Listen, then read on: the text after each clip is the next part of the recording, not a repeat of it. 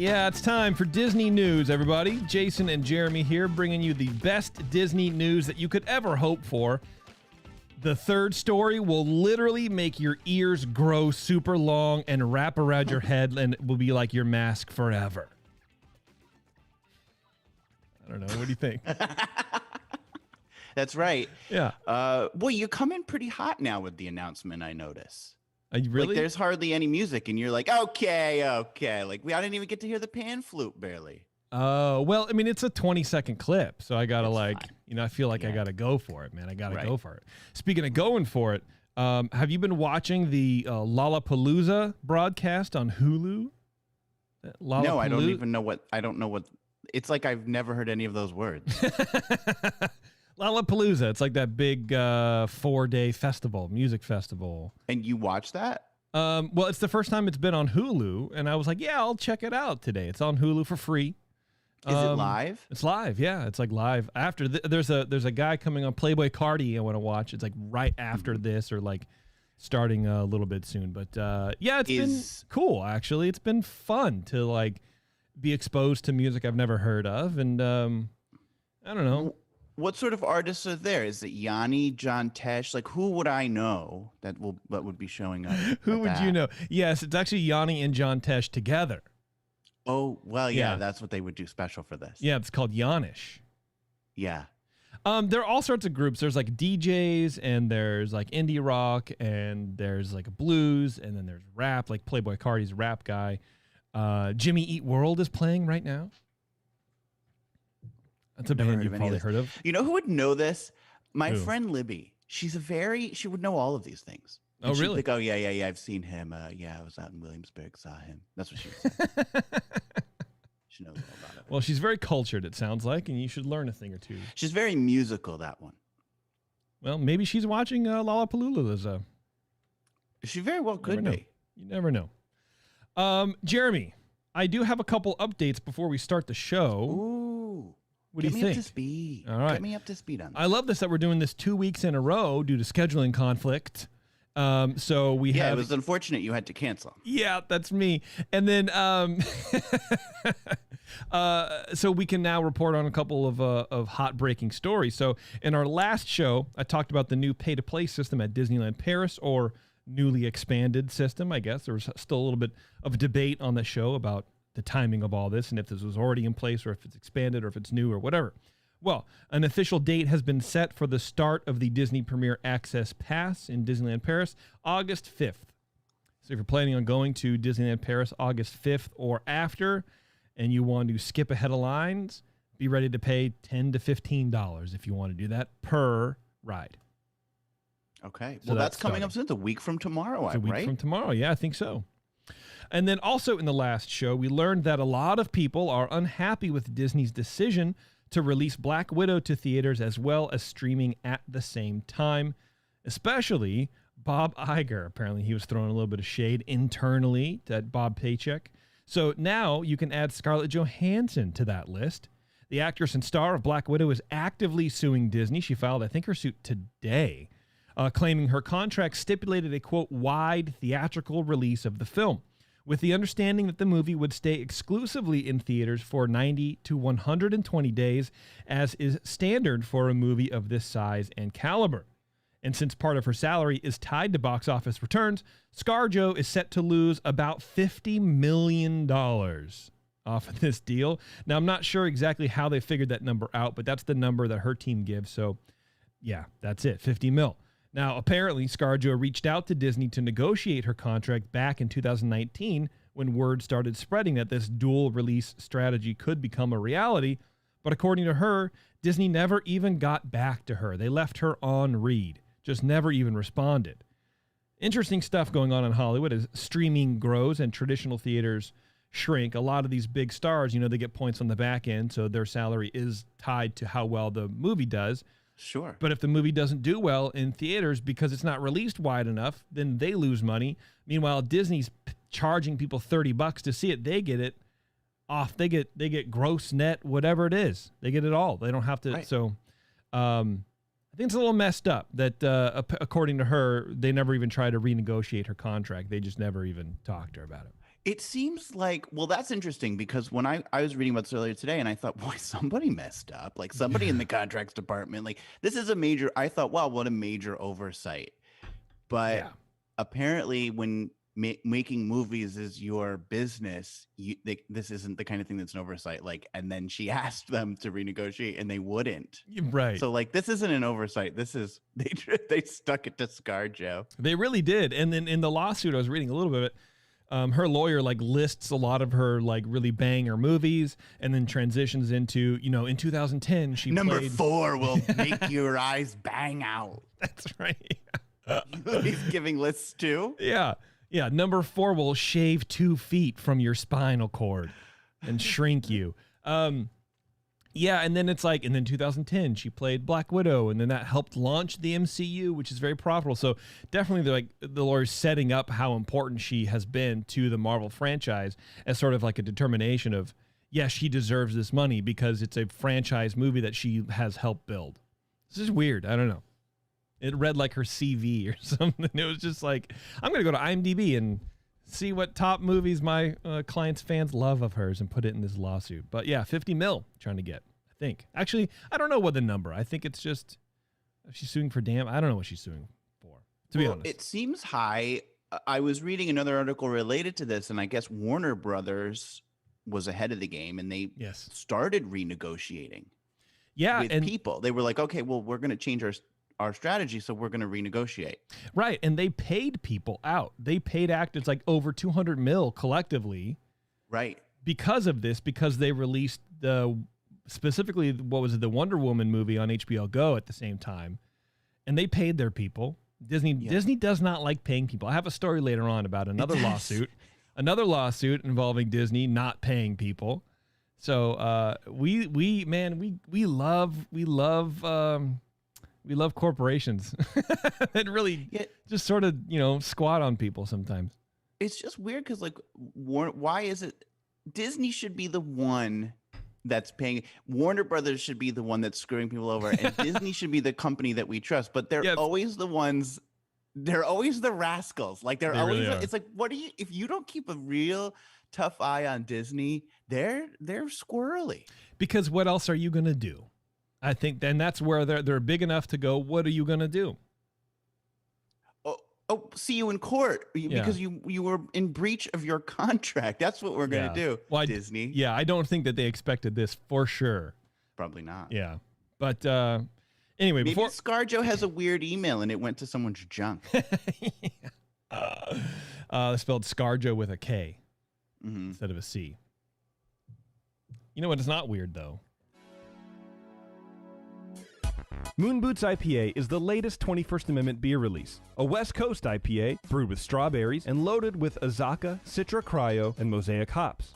Moon Boots IPA was designed and brewed by an all-woman team at 21st Amendment Brewery and in partnership with the Pink Boots Society, advocating for the advancement of women in the beverage industry.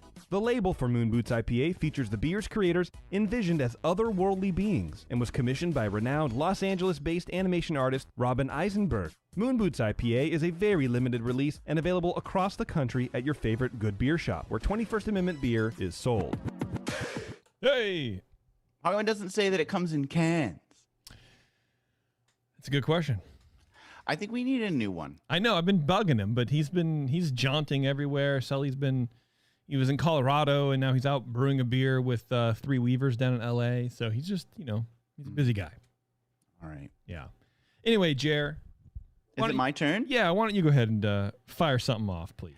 Well, the big news this week, of course, we couldn't not talk about this, is the return of masks at Disneyland and Walt Disney World Resorts. This news out yesterday.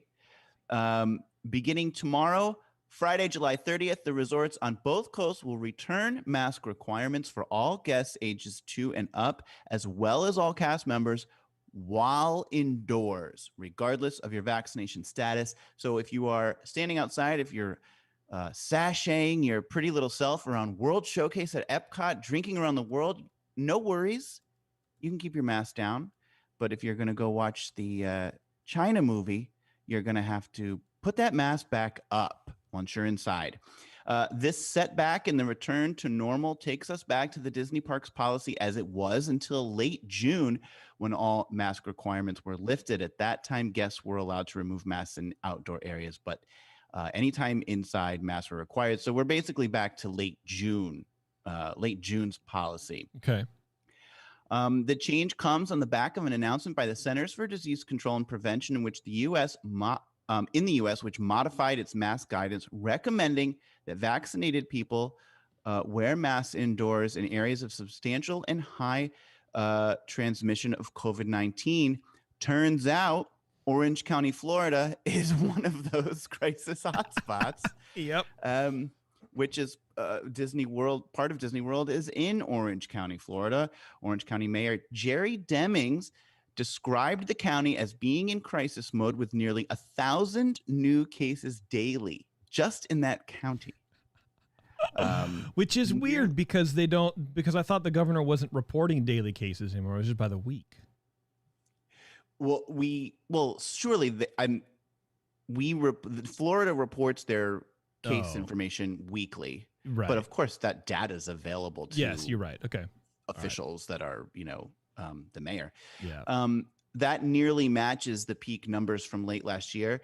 Nationwide, daily COVID cases are once again on the rise. A 7-day rolling average of new cases in the United States is up 445% compared to a month ago, with the U.S. reporting over 80,000 new cases yesterday alone.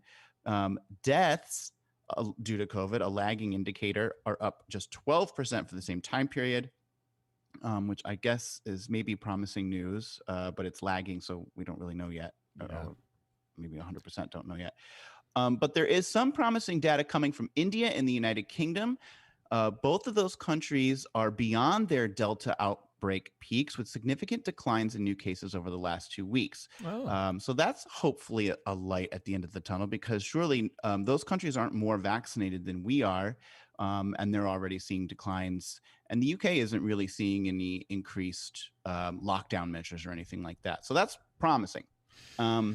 Yeah, it is. I've also read that. Oh, sorry. Go ahead. I apologize. Tell me. I want to know. I read, I think it was today, that in LA County, 25% of new COVID cases were vaccinated people.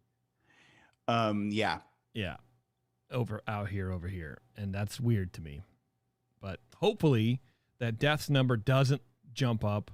I know hospitalizations are coming up, but hopefully, the vaccine can prevent a lot of these deaths. And like you said, there's hopefully a light at the end of the tunnel where people are, we are either protected or we get over it or whatever.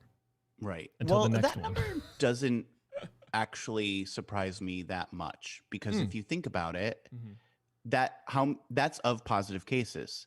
So how many people don't have COVID? Right? Like that's just a measurement of the positive cases. And when these vaccines came out, Johnson & Johnson said they were only going to be 76% effective. We knew that, right? So like that's 25% right there. And surely, Pfizer was like, we're in the 90s, but it's a new variant. So for that to I don't know, that doesn't seem so crazy to me that you'd have these, that 25%. And also the case rate is still low. So you have how many people who are just not getting it. Yeah, that is true. In California, our county, most of the counties in California would be in the purple tier, which was our coded system, back before the open up phase. Right. That's how bad things are. It's weird. It's a weird time, man. And I don't know how to navigate it. But masking indoors is definitely going to help. Sure. Yeah. Some cast members took to social media this week upon learning the news, expressing their concerns over the difficulty of having to enforce the mask rules again now that guests are used to not wearing them. One Twitter user, who ostensibly is a cast member, said, quote, "I cannot fight with guests about these masks. What they say doesn't hurt me or tear me down, but my mental health can't take constant yelling by strangers." Yeah, that's got to be rough. Well, Paige in the chat saying that Paige, let me know if you want to cut this out. But they were like, timely as I start my new job at Disneyland Resort on Sunday. Like, What did Paige say? That they're starting a new job at Disneyland Resort on Sunday. Oh, okay. This is all timely information. Well, as someone who spends a lot of time in the parks, though I am not a cast member, I don't see cast members constantly being yelled at, though I'm sure it happens. I feel like I'm not sure it's a constant barrage, so I think somewhere in the middle of this is where the truth is. Yeah, but I do think that if you're a cast member and you get yelled at twice a day for a week, that you feel like that's it's probably constant. Yeah. Well, I can relate to that because when I was a kid, my parents never had to really punish me too bad. If anyone ever just yelled at me, Mm-hmm. that was it. I would go cry for days. I can't be yelled at. Interesting. Yeah. You seem like I don't know. You don't seem like a sensitive boy like that. Because I'm the same way. I don't like being yelled at, but also I'll feel bad, but then I'll be like wanting to yell Angry. back. Yeah, and it's like I'll get angry a day later, and then I'll I find think you. as I've gotten older, my anger switches on much more quickly, so the sadness is short lived. But when I was little, I hadn't developed that anger yet. Just today, Universal Orlando Resort modified its own mask policy. So this is how hot this news is. Damn, look at that. This is like this afternoon. Hot like a temperature check. Let's go. Already reporting it. They modified their own mask policy, requiring all of their team members to wear masks indoors, but stopped short of making the same requirement of guests. Rather, their guests are encouraged to mask up while indoors, which will, of course, allow vaccinated individuals to remain mask-free at Universal Resort. So... Yep. Well, we'll see. We'll see how that goes. L in the chat asks if you still feel safe at Disney World, Jer. Sure. Okay. Yeah. I'm there all the time. I was there yesterday. I'm going tomorrow, and I'm going Saturday, and I'm going Tuesday. I feel very safe. You do? I Okay. will say we watched the Happily Ever After fireworks last week in the Magic Kingdom, and we were like smack dab in the middle of the hub, and it was like shoulder to shoulder. But like, I'm vaccinated. What did I get vaccinated for if I'm going to be afraid even now? Well, you got vaccinated against the different variant, so now this is a new John, and it's more. I was reading an article today. You know Dee Snider? No. He's the lead singer of Twisted Sister. You know that band? Dee Snider. Sure. Yeah. Yes. Twisted Sister. Dee Snider, baby. Whoa, got him. What? I do. Now that you say it, I do know who that is. All right. He's claiming that he got COVID because his wife took their grandkids to Disney World. And he's like blaming, like literally calling out Disney, going, do not take your kids to Disney because that's how I got COVID. Like, we've been home. We're all vaccinated. Everybody's vaccinated. But they went to Disney World and brought COVID home.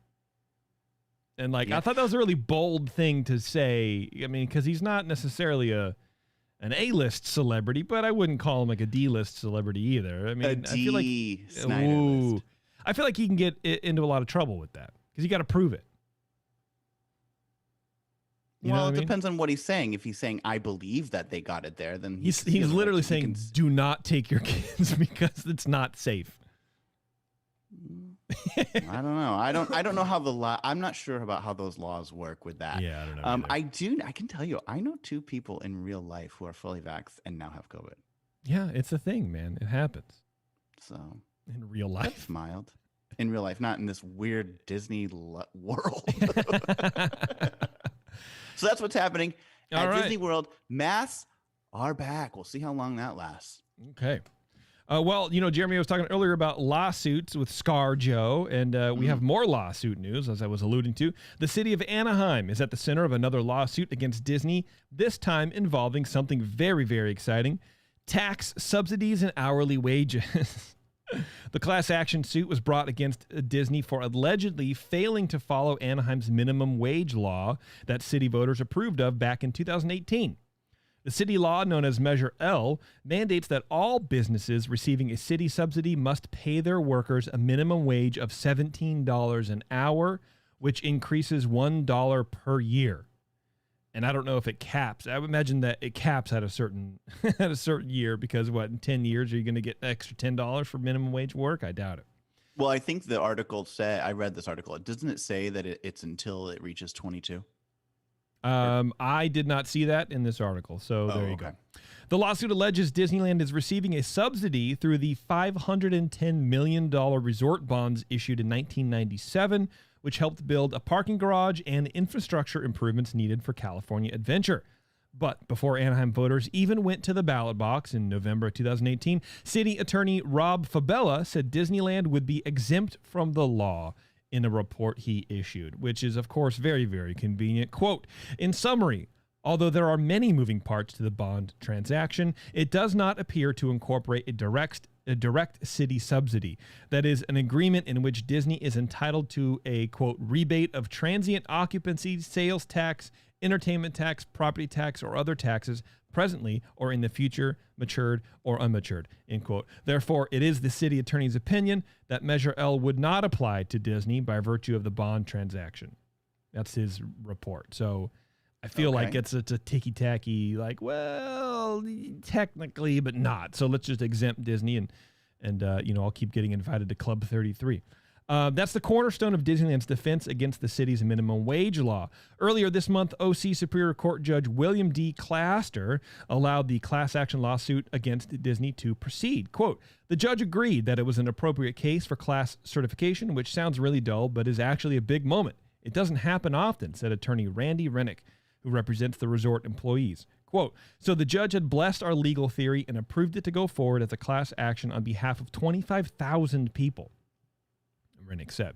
The minimum wage law defines the term subsidy as, quote, any agreement with the city pursuant to which a person other than the city has a right to receive a rebate of transient occupancy tax, sales tax, entertainment tax, blah, blah, blah, blah, blah. The $510 million 1997 resort bonds helped build the $108 million Mickey and Friends parking garage, which Disney operates and keeps all revenue from. We've talked about that on a couple of shows. The bonds also paid for the $170 million Anaheim Convention Center expansion. All of Disney's incremental hotels, sales, and property taxes that would otherwise go to Anaheim are used to pay down the bonds. I'm not super clear on how bonds work, but that sounds like they're getting a benefit from these incentives for sure. And 20% of all citywide hotel taxes go to pay down these bonds that go to Disneyland. Once the bonds are paid off by 2037 or sooner, Anaheim will give the parking garage to Disney. It currently pays the city a $1 a year to rent the garage. So it sounds to me like Disney is profiting off of tax subsidies and should be paying their employees $17 an hour, like the law says.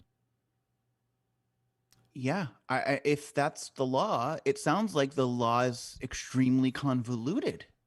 Yeah, I mean, I think most laws involving tax laws are. Salad. Yeah, I did. Yeah, I mean, I think most tax law is convoluted by definition, and I think I haven't ever passed a law or drafted a law, but I've read enough about it to know that there's a give and take on either side. So I'm sure that's why it's so complicated, because in order for people to do stuff like this, well, right. Disney doesn't have to pay because of this thing. It's like I was listening to some podcast, and these people were talking about how the law has evolved over the years from like the early 1900s on.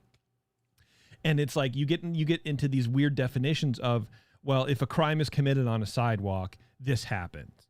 But what is a sidewalk? Is a sidewalk paved or is it unpaved? What about a gravel bit of the road next to the road? Is that a sidewalk? Are they what? You know what I mean? It's like those kind. It sounds like that's what exactly this is. It's just a way for rich corporations to sort of have influence over how their laws are passed, and then which I understand, but also people are making billions of dollars, dude. You pay everybody. Just pay people. Apparently you can work at McDonald's in Anaheim for $16 an hour. These people at the park are making 15, from what I hear. I don't know if that's true. Well, surely. So I said it. There's different things going on here. Like one is, Disney just should do what's right. Yeah. Right. But then also the other is should we not be looking at the legislative people, the city council of Anaheim, and saying, what kind of laws are you passing? What kind of sloppy legislation are you writing? And why are you giving these companies, like, we never seem to hold our legislators who write the laws accountable for the companies who get away with stuff. And that's also a problem. Like, point the finger at the people you elected. Yeah. I agree. Well, and there have been numerous cases, numerous reports coming out of Anaheim about how the city council is sort of just in the pocket of Disney. You know, Disney will donate to their reelection funds, or they'll do this or that. And so there is something there. But, you know, I guess at some point you can only shine a light on your legislators so hard before people, I don't know, don't pay attention, or, you know, I don't know. The other part is the information is out there on everybody. It's how hard do you want to look, and then how hard do you want to believe that about someone you voted for? I don't know. I agree with you. I think the people who write these dumb things should be held as accountable, if not more accountable, than the people who are benefiting from the laws. Right. I but agree. Also, it's kind of how the system works. Like, we have legislatures, they typically do write terrible law, and then it has to go to a judge to interpret it, to decide what the ultimate thing is. And it sounds like that's what's happening here. Yeah. So there you go. Well, I'll keep up to date on this breaking news story about tax law. Keep me posted. I really will. Well, Jason, you know, I know you've jocked it up before at the parks. Oh, big jock, baby. Big jock. Huge jock. Yeah. Well, Run Disney is back with their Oh. in-person races. Wow. No more virtual racing. Well, virtual is still an option, but now okay. we're bringing in-person back. Registration for fall events started up this month. Run Disney will make its in-person debut, with the return in November of the Wine and Dine Half Marathon weekend. Following up that, a couple months later in January on the Run Disney calendar is the biggest event of the Run Disney calendar every year, the Walt Disney World Marathon weekend, which will take place January 5th through 9th. General registration for the event opened up just this week, with some races still available. So if you're listening to this now and you've got the urge to run, go to rundisney.com. You can check it out. There's still slots available. The Disney Princess Half Marathon weekend will also return in February of 2022. Registration for that opens up later on in August. And in a surprising move, Disney has ended Star Wars Half Marathon weekend. That's right. All of you Ewoks are going to have to take a walk, or you won't be walking or running. I just did that right on the fly. Yeah, it sounds like it. Yeah. That's good, Jer. I loved it. Star Wars weekend is gone. Instead, it is being replaced with a new April offering, the Run Disney Springtime Surprise, which will feature...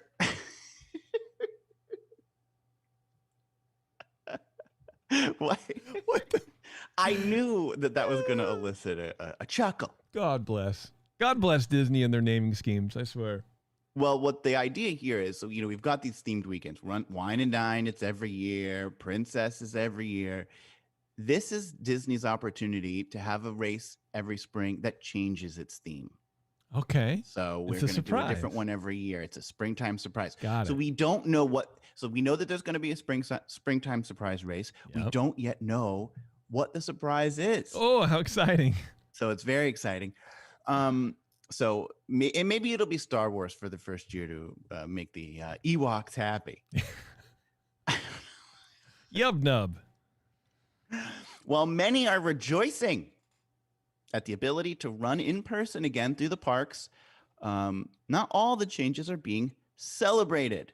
I have reported previously on Disney's new Club Run Disney. Do you remember me telling you about this? I do, where you remind me, you pay in advance for the opportunity to prepay for the race or something, right? This is a members-only paid Run Disney club that allows certain benefits, such as beneficial tiered Run Disney pricing options, membership listed on your bib, so you can brag and tell everybody that you are club. You know, when you're in the corrals, you want to be like, oh, I love a bib brag. I'm, you know, good bib brag. That's hard to say. Yeah. Don't you get a jacket too? Can't you buy like a jacket? I think you get a jacket with the membership. Oh, well. You get a magnet. They always give you a magnet. Oh, yeah, That's a given. We're going to be out of magnetic materials by the time Disney's done with these magnets. The Earth is going to be sucked dry of any magnetic material. Correct. That's what's going to happen.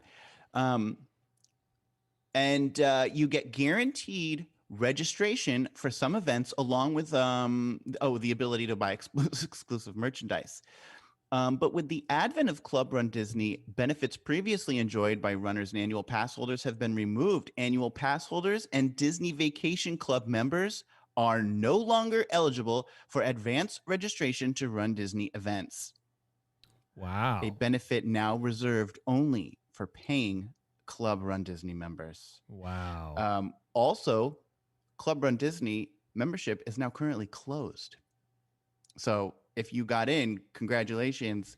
But if you're, they're not offering any new memberships at the moment. If you're new and you were hoping to jump to the front of the line, you are not welcome in Club Run Disney. Currently, you should have been here a couple years ago. Also, for the half marathon, proof of time cutoff has been pushed up to 2 hours or less. So previously, runners who submitted a race time estimate of 2 hours and 30 minutes or less had to prove that by providing their results from a previous race. Now that time has been pushed up to 2 hours. So if you're going to come in slower than 2 hours, you don't have to provide a race time. So Run Disney is back. Club Run Disney is, coming in strong, and Disney Vacation Club and Annual Pass can go, crap in their hat, I suppose. I don't know. I will say, Taryn is in the chat, and she said members only jacket. And I thought that was a very funny, clever joke, Taryn. So good job. Yes. Yeah. That was good. Thank It is you. a members only jacket. Well, you know what, Jeremy? Speaking of things that haven't been happening, and now that they are, Disneyland has been operating without formal parades since reopening of the parks just a few months ago. But there are now signs that the park is preparing to welcome back parades in a big way. In the ramp up to September and the coming what? They're going to welcome them back in a big way. Is that not? Like, you don't welcome back a parade quietly. No, you don't. Absolutely not. It just made me laugh. All right. Sorry. In the ramp up to September and the coming Halloween parades, Disneyland is breaking in its parade routes with some new, albeit smaller, offerings. Disneyland and Disney California Adventure have started offering 3 mini parades known as cavalcades. I don't know if you knew that or not, and include a snow and icicle-covered frozen float with Anna and Elsa at Disneyland, and a Toy Story procession at DCA with Woody, Jesse, and Sarge driving an army jeep filled with oversized toys. Disneyland also has a Mickey and Friends cavalcade with a rotating cast of characters including Chip and Dale, Peter Pan, Wendy and Captain Hook, and Disney princesses traveling on Main Street USA vehicles or walking behind them. The Frightfully Fun Parade will be part of DCA's Oogie Boogie Bash, running on select nights starting September 9th. So it sounds like they're taking parts of Oogie Boogie Bash and making a cavalcade out of them.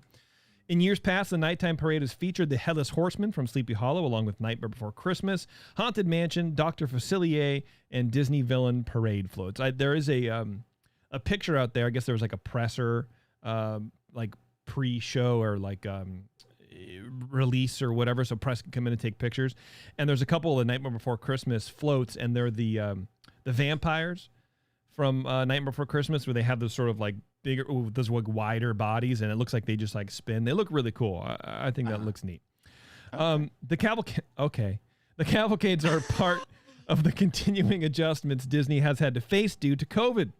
Disneyland and DCA have experimented with clever ways of having Disney, Pixar, Marvel, and Star Wars characters pose for traditional meet and greet photos without coming into direct contact with visitors. The cavalcades expand on those meet and greet experiments as the parks slowly work towards a full-fledged parade during the limited attendance Oogie Boogie Bash special event. Like the Disneyland Marching Band and live atmosphere music like Five and Dime and the Pearly Band have already returned as well, so your live entertainment choices have grown a bit at the Disneyland Resort. The next step, apparently, will be to bring back the Magic Happens parade that only ran for a few weeks before the COVID shutdown of Disneyland way back in March 2020. After that, expect to see the eventual return of the Fantasmic and World of Color nighttime spectaculars, and the Disney Junior Dance Party and all that kind of fun stuff, and that'll eventually all be coming back as well. But they're working on it. They're experimenting. World of Color's not back? Not according to this article, but I mean, I don't think anything where you're like smashed in. I mean, Fantasmic isn't back. World of Color shouldn't be back. But we have fireworks. I thought it was the same on both coasts. Not that I know of. You guys do things differently out there. Maybe it's because the park attendance is capped so much at Disneyland still. Maybe. Yeah. That could be too. We also have like a lot of high wind stuff happening in fire. It's fire. We're on fire. You guys are on fire. Yeah. So maybe that has something to do with it too. But I mean, you're probably right. It's more attendance stuff. Well, they should use World of Color then. Maybe some of that water will splash out without the fire. That's right. The mists from World of Color. Right. That's the answer to it all. I think the cavalcades, they're not particularly fascinating for me. I do love a parade. The cavalcades don't really quite satisfy that. That doesn't scratch my parade itch. But I think because, it's great for little kids because they come here, they want to see Mickey Mouse. And this is a great way to get them out there and show them off to everybody because they're not doing like the meet and greets. Yeah. And there's no character breakfast or anything like that. So, you know what? Cavalcade it up. That's right. Why not? And I think it's good too to get everybody back in the habit, into the rehearsal of doing the show and stuff like that too. I think it's a good transition. Usually I like to dump on Disney ideas, but I'm fine with it. I think it's good. Yeah, it's fine. Yeah. I think that's it. Wow. That's it, Jer. Another one in the books. Another one in the books. I will have this posted for you guys tomorrow. Got a lot of editing to do. Mainly just edit Jeremy out. I'm going to pitch shift Jeremy's voice. So it sounds like I'm talking to James Earl Jones or something like that. This is Ears Up Podcast. Big news, everybody. We got the Mai Tai glasses in the other day, and they look really nice. I'm waiting for the recipe cards to be printed up, and once those happen, I'll be shipping those out. So it'll be right on time here. They probably should be hitting the mail in like 2 weeks. So that'll be fun. And thank you to everybody who ordered some glasses. There's still a couple available for sale on our Etsy page, etsy.com/shop/coveyears. Buy some shirts, too, while you're at it, because, clothe your trunk, your naked trunk of a body. Anyway, thank you very much, Jeremy. SpectralRadio.us. Yeah, head on over to it. Hack it. Take it down. Remove that. Anyway, thanks, Jer. Appreciate it. You did great, as always. Thanks, everybody, for listening, and we'll see you later.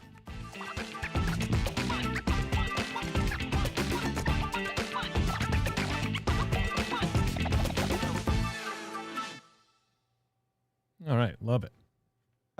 Brian says, fantastic. Can't wait for next week. Yeah. Me either, bro. It was nice seeing some new names in there, too. Well, that was nice. Yeah. How did they find us? I don't know. We got Not So Evil Queen. I don't know if I remember seeing Elle. It's hard for me to pay attention to the chat. Elgo is not new. Well, not that new. Elgo was the one who remembered me telling the story about paying for premiere access in Disneyland Paris. Okay, so they're your hero. Not So Evil Queen. Yeah. I did not get the PayPal issue resolved. We were banned, and I don't have the money to file a subpoena, which is part of a lawsuit. Apparently, I don't have that money, so we are off PayPal.